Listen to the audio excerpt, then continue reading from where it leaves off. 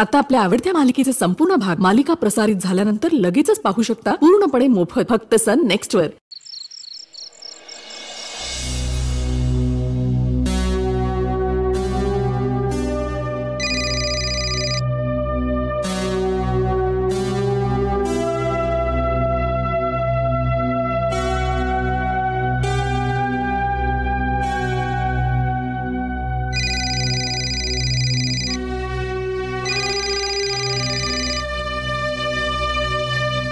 Okay. काय सतत phone का करतेस मला? अरे कॉल का करतो पण? बोलायचं असतं म्हणूनच ना. अगं तुला कळत नाहीये का? तुला इग्नोर करतोय मी. कळला ना. आता ना मला हक्कच मिळणार आहे तुझ्याशी कधीही बोलण्याचा. आतापासूनच सवय करून घ्या. बर मला सांग, आपण हनीमूनला कुठे जायचं? बाबा बुकिंग करणार आहे. एक मिनिट, तुला जिथे जायचंय तिथे तू जा, माझं डोकं खाऊ नकोस. युवराज, मला ना तुझं डोकं खायला खूप आवडतं. प्रिया ऐक ना प्लीज, फोन ठेवू का मी? तू ठेव फोन, पण लवकरात लवकर आपलं डेस्टिनेशन फिक्स करा. एंगेजमेंट रिंग घालताना माझ्या हाताला झालेला तुझा स्पर्श मला अजूनही आठवतोय. माझ्या ना रोज स्वप्नात येतोस तू. मला सांग ना, मी सुद्धा येते का रे तुझ्या स्वप्नात? हे बघ प्रिया, मी तुला आधीही सांगितलंय आणि आता परत सांगतो, माझं फक्त एकच स्वप्न आहे, माझं आणि अर्पिताचं लग्न व्हावं बास.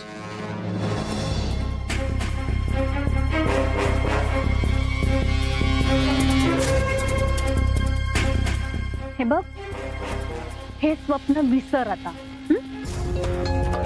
मी आणि बाबा दोघेही ते स्वप्न कधीच पूर्ण होऊ देणार नाही. अगं तू किती स्वार्थी बघतेस, तुला तरी कळतंय का? ती बहीण आहे तुझी, तिच्या स्वप्नांचा, तिच्या भावनांचा तू विचारच करत नाहीयेस. आणि त्या मुलीने एवढा त्याग केलाय तुझ्यासाठी, तरी सुद्धा रागावलंस ना परत? No problem.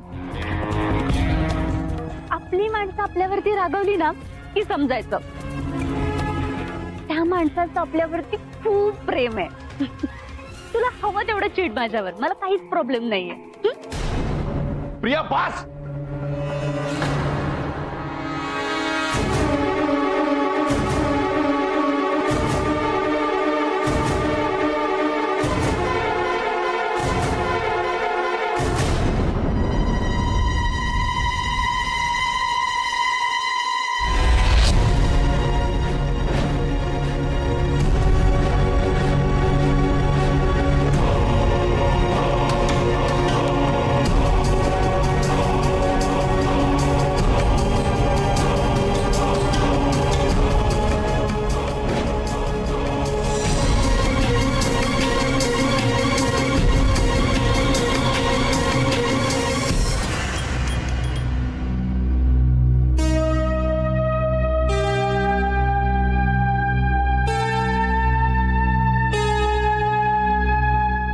युवी, अरे हे काय?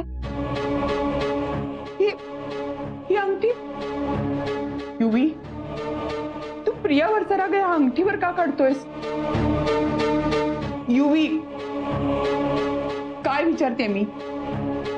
अरे ही अंगठी तू अर्पितासाठी घेतली होतीस, विसरलास? अरे ही नुसती अंगठी नाहीये, तुझ्या आणि अर्पिताच्या प्रेमाचं प्रतीक आहे ही अंगठी. प्रियासाठी नाही, पण अर्पितासाठी ही अंगठी तुझ्या जवळ ठेव.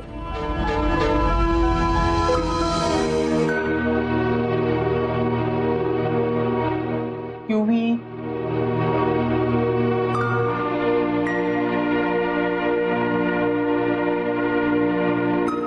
युवी, अरे मंजिरी ताईंचा फोन आला होता.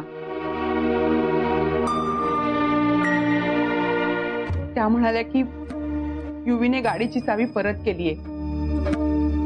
आम्हाला खूप अभिमान आहे आमच्या जावयाचा. तुला खरं सांगू, माझ्या मनात आलं होतं त्याला सांगून टाकावं की मग तुमच्या जावयाचं त्याच्या आवडत्या मुलीशी लग्न लावून द्या ना. अर्पिता आणि युवीचा जोडा खूप शोभून दिसेल. पण नाही सांगू शकले, परिस्थितीच तशी आहे. मम्मी, ही परिस्थिती कधीतरी बदलेल का ग? बदले. तिथे ती अर्पिता, ती स्वतःचा हट्ट सोडत नाहीये. प्रिया, ती स्वतःचा हट्ट सोडत नाही आणि त्या दोघींच्या मध्ये भरडला जातोय तो मी. खरंच कधी कधी ना असा स्वतःचा सेल्फ कॉन्फिडन्सच हरवल्यासारखं वाटतंय मला. युवी, असं नाही बोलायचं. इकडे बघ, अरे, तुझा आत्मविश्वास ढळू देऊ नकोस. अरे देवावर विश्वास ठेव. तुला माहिती आहे ना, अर्पिताला तिच्या आईचं प्रेम मिळालं नाही, तिच्या बाबांचं प्रेम तिला मिळत नाहीये. त्यामुळे गौतमरावांचं प्रेम की तुझं प्रेम, काय निवडावं हे तिला नाही कळते. अरे पण तू नको काळजी करू. मला माहितीये लग्नाच्या दिवसापर्यंत तिला खऱ्या प्रेमाची हाक नक्की ऐकू येईल. खरं प्रेम?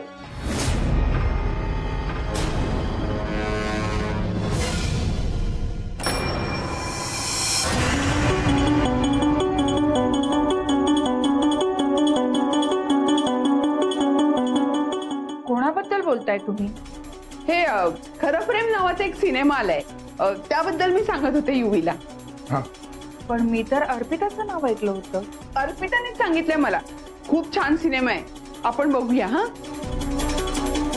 वहिनी, मला असं सारखं का वाटतंय की तुम्ही दोघं माझ्यापासून काहीतरी लपवताय. नाही म्हणजे युवा सदैव उदास दिसतोय आणि तू त्याचं सांत्वन करताना दिसतेस. आत्या, मी उदास वगैरे नाहीये. ते बाबांनी ती महागडी गाडी एक्सेप्ट केली ना, म्हणून थोडीशी चिडचिड होते बस. हा वन्सअप, त्याला एकट्याला राहू दे, आपण जाऊया. हा चल.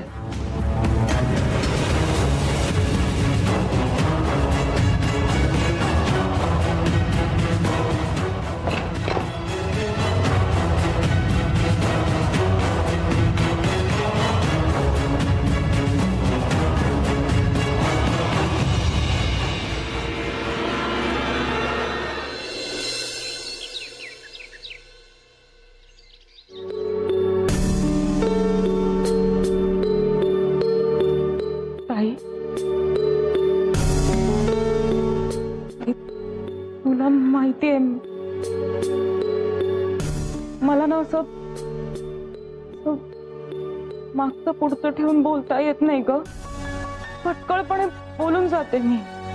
ना अशाच खऱ्या बोलण्याने आयुष्यात खूप नाती तोडली आहेत मी. तुझ्याशी फटकळपणे वागले ग. स्वार्थी, अप्पलपोटी काय काय बोलले मी तुला. तेव्हा मला वाटलं होतं की तू माझ्यावर अन्याय करतेस. पण आता ताई तुझी मुलगी ती स्वतःवर अन्याय करतेय ग. नाही सहन होते मला हे. नाही सहन होते. मी ना मला ओरडून सांगावं असं वाटतंय स्पष्टपणे गौतम भाऊजींना की पण नाही ना. अर्पिताने ना माझ्या तोंडाला कुलूप लावून ठेवलंय. मी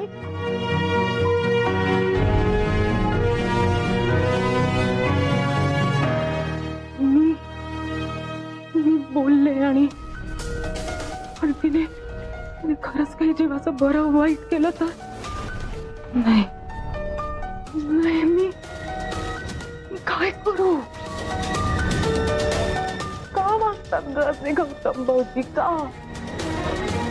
तुझ्यावर एवढं प्रेम करतात आणि आणि स्वतःच्याच मुलीची सावली देखील सहन होत नाही त्यांना. जसं जसं तू त्यांच्यावर प्रेम केलंच ना का, आज अर्पिता तसाच युवराजवर प्रेम करते. तू प्रेमासाठी कुटुंब सोडलं होतंस ग, पण ती मुलगी ना, ती कुटुंबासाठी प्रेम सोडते, त्याग करते प्रेमाचा आणि दान देते स्वतःच्या बहिणीला स्वतःचं प्रेम. मी विरोध केला ग तुमच्या प्रेमाला, मान्य आहे मला, पण आज मी माझ्या भाचीसाठी काहीही करायला तयार आहे. मी तिला तिचं प्रेम मिळवून देणार आहे ताई, पण मला मदत हवी आहे ग तुझी. करशील? तूच कर ना ग काहीतरी, असं काहीतरी की ज्यामुळे ना गौतम भाऊजींचं मन बदलेल, किंवा अर्पिताचं मन बदलेल.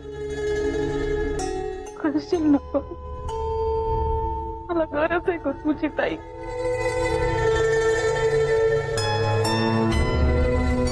काय झालं?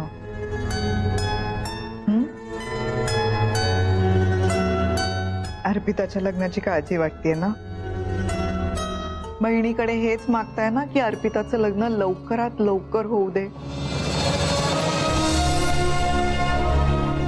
माहितीये मला. वसुधाताई, हे बघा, प्रियाचं लग्न होऊन जाऊ दे. मग आपण अर्पितासाठी अगदी युवराज सारखाच मुलगा शोधूया. कसं आहे माहितीये का, एका मांडवात दोघींची लग्न झाली ना तर तुम्हाला माहितीये घरी काहीही होऊ शकतं. म्हणजे एका लग्नाचं सुख सुद्धा पदरात पडणार नाही.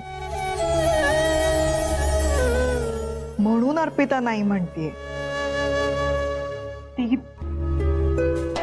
कधीच लग्नाला तयार होणार नाही. असं का वाटतंय तुम्हाला? का वाटतंय का?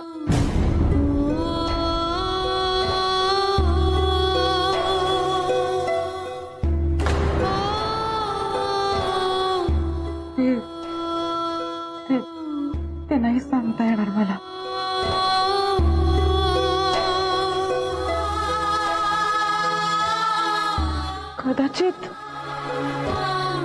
कदाचित ती कधीच कोणाशीच लग्न करणार नाही. का? म्हणजे तिचे बाबा तिचं लग्न प्रेमाने आपुलकीने लावून देणार नाहीत म्हणूनच असेल ना. अहो, पण त्या दोघांचं हे असं नातं वर्षानुवर्ष चालत आलंय ना. नवीन काय त्यात? अर्पिताला सुद्धा माहितीये. पण माझा खरंच विश्वास आहे आपली अर्पिता यांचं मन नक्की जिंकेल बघा. आणि समजा तसं नाहीच झालं तरी आपण दोघी आहोत ना. आपण दोघी अर्पिताला लग्न न करता राहू देऊ का? मग आपण लाख प्रयत्न करू, मनापासून करू, पण तिने ऐकलं पाहिजे ना. ती ना तिच्या मनातलं कोणाला काही कळून देत नाही. ती ऐका वसुधाताई, या इकडे या. ऐका माझं. बसा. हो बसा, शांतपणे बसा.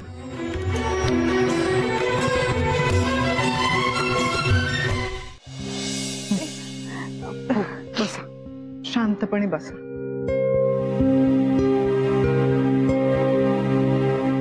मला माहितीये अर्पिताची डायरी जेव्हापासून तुम्ही वाचलीये तेव्हापासून तुम्ही अस्वस्थ आहात.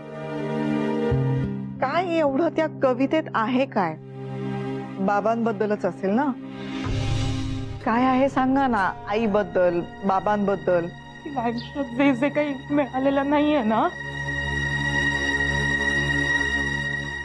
त्याबद्दल खंत व्यक्त केली तिने. म्हणजे तिच्या बाबांबद्दलच असणार ना? तीच तर तिची सगळ्यात मोठी खंत आहे. आता मला कळतंय तिने मला डायरी का वाचू दिली नाही. कारण तिचं दुःख मला कळलं तर मीही दुःखी होईन.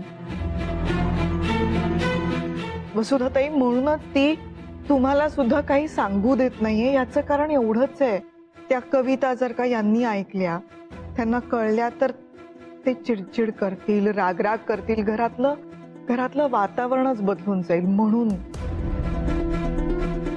खरंच बरे बघा, आता आपण दोघीच होत इथे. आता तुम्ही मला सांगू शकता ना काय लिहिलंय त्यात?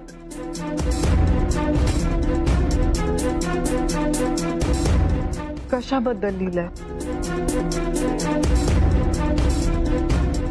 सांगा ना. नाही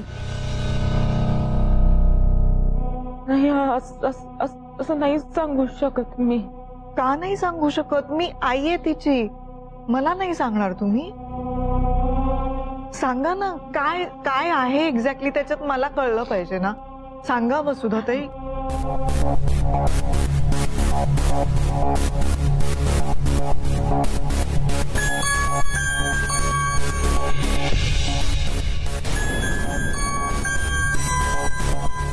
काय झालंय? तूच विचार ना तिला.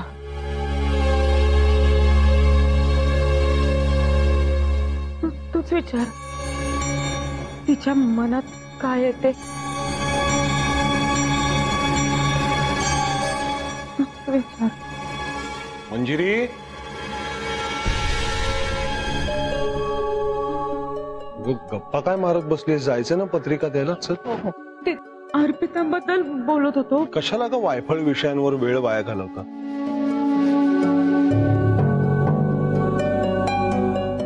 चल पटकन, उशीर होईल.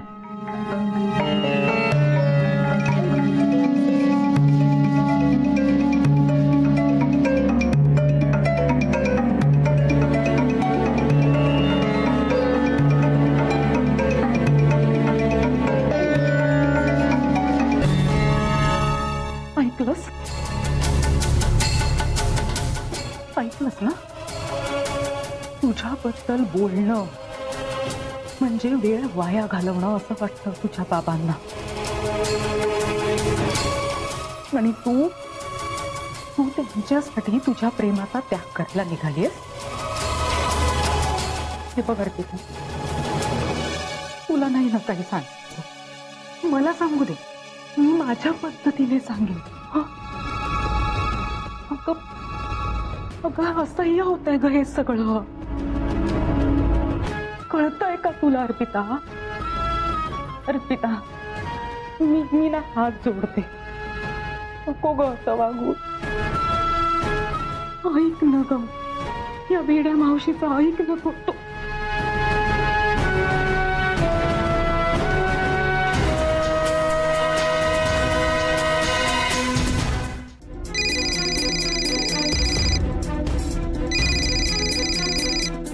बोला. हा गौतमराव, थोडं बोलायचं होतं, बोलू का? हा बोला ना. हा नाही, म्हणलं कसं की आता लग्न आपण आपल्या लॉनवरच करतोय ना, तेव्हा तुमच्या पाहुण्या रावळ्यांची सोय तुमच्या बंगल्यामध्ये होऊ शकते हो. पण म्हणलं माझे जे पाहुणे रावळे येणार आहेत, नातेवाईक येणार आहेत, त्यांची सोय कुठे करू? ते म्हणजे कसं की तुमच्या बंगल्याच्या आसपास एखादं 7 स्टार 5 स्टार हॉटेल असेल तर जरा सुचवाल का? तुम्ही नाही, तुम्ही नाहीच म्हणणार हो, हा तुमचा मोठेपणा झाला. पण कसं आहे की शेवटी माझे पाहुणे रावळे येणार म्हटल्यावरती त्यांची सोय पण जरा तुमच्या तोलामुलाची करायला हवी ना. म्हणजे बंगल्याच्या आसपास एखादं हॉटेल असेल तर सुचवा, म्हणजे कसं पाहुण्यांबरोबर आम्ही दोघं पण तिथेच जाऊन राहू ना. भिकाजीराव, जरा ऐकून घ्या. हा हा, लग्न कुठे होतंय? इथे घराच्या लॉनवर होतंय ना. मग राहायची सोय हॉटेल मध्ये कशाला हवी तुम्हाला? हा हो नाही खरं आहे. एक काम करा, आमचे नातेवाईक सुद्धा इथे आमच्याकडेच राहणार आहेत ना, हो तर तुम्ही तुमचे जवळचे नातेवाईक वगैरे हळदीपासूनच या इथे राहायला. काय एवढं मोठं घर पडलंय रिकामं. काय सांगता? अहो चालेल चालेल, हरकत नाही. आम्ही सगळेजण हळदीपासूनच येऊ राहिला. नाही म्हणजे कसं आहे की आपल्याला गप्पा मारायला भरपूर वेळ मिळेल ना. चालेल. अहो काही काय बोलताय तुम्ही? लग्नाआधी असं मुलाकडच्या आणि मुलीकडे जाऊन राहायचं असतं का? रीतभात काही आहे की नाही? वहिनी झापतायत बहुतेक. काय हो, असले विचार मला सुचवू नकोस. हा गौतमराव, आपल्या इकडे. हॅलो, माफ करा हा, मी युवीची आई बोलते. म्हणजे तुम्ही इतक्या प्रेमाने आमंत्रण देताय खरे, पण लग्नाआधी आम्ही तुमच्याकडे येऊन राहू शकत नाही. अहो ते शोभून नाही दिसायचं. वहिनी, अहो जग कुठे चाललंय, काळ किती बदलतोय, कुठल्या जुन्या रीती वगैरे घेऊन बसलायत तुम्ही. ते काय नाही, माझा आग्रह समजा आणि सगळे इकडे येऊन राहा. हा आमच्या घरी. हो हो, बघा मंजिरी पण म्हणतीये हो हो. अगदी इकडेच या. झालं ठरलं तर मग. हॅलो. हा हा गौतमराव, काही काळजी करू नका, आम्ही सगळेजण तिथेच राहायला येतो. हो हो चालेल चालेल चालेल. हा हा ठीक आहे. गमतीशीर येत हे दोघही. पण बरं तुम्हाला सुचलं, मला सुचलं म्हणजे हॉटेल बिटेल मध्ये कुठे बसायला.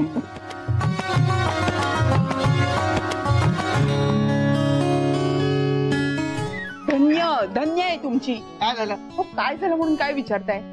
एवढी चांगली माणसं आहेत ती. 2 हाताने देताय म्हटल्यावर 4 हाताने ओरबाडून घ्यायचं का? अगं लक्ष्मी, आपली व्याई कोट्याधीश आहेत. मग त्यांचं ऐकायला नको का? त्यांचा मान राखायला नको का? अगं त्या बंगल्यात गेल्यापासून मी संधीच शोधत होतो की कधी एकदा त्या बंगल्यात राहायला जातोय म्हणून. अगं साखरपुड्याच्या दिवशी आपण गेलो, मी बाथरूम शोधायला गेलो तर मी तिथेच हरवून बसलो होतो. एवढा मोठा बंगला आहे त्यांचा. माझं ठरलं, आपण सगळे कार्यक्रम तिथे राहूनच करायचे. हो, त्यापेक्षा आपण असं करूयात का? काय? प्रियाचं लग्न करून तिला इथे आणण्यापेक्षा आपणच त्यांच्याकडे जाऊन राहूयात ना. म्हणजे युवी घर जावई होईल, तुम्ही घर सासरे आणि मी घर सासू.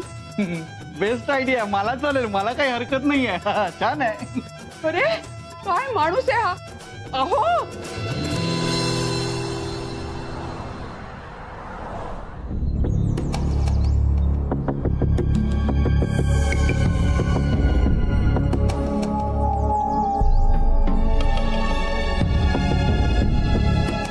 काय झालं?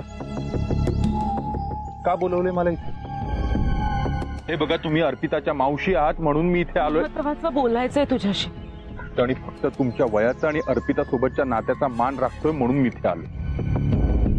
नाहीतर मला तुमच्याशी इतर कुठल्याच विषयावर बोलायचं नाही. सांगा ना वसुधा मावशी, काय शिजतंय तुमच्या डोक्यात आता? की आणखीन काही प्रॉब्लेम्स क्रिएट करायचे? तुझ्या आणि अर्पिताबद्दल बोलायचंय मला.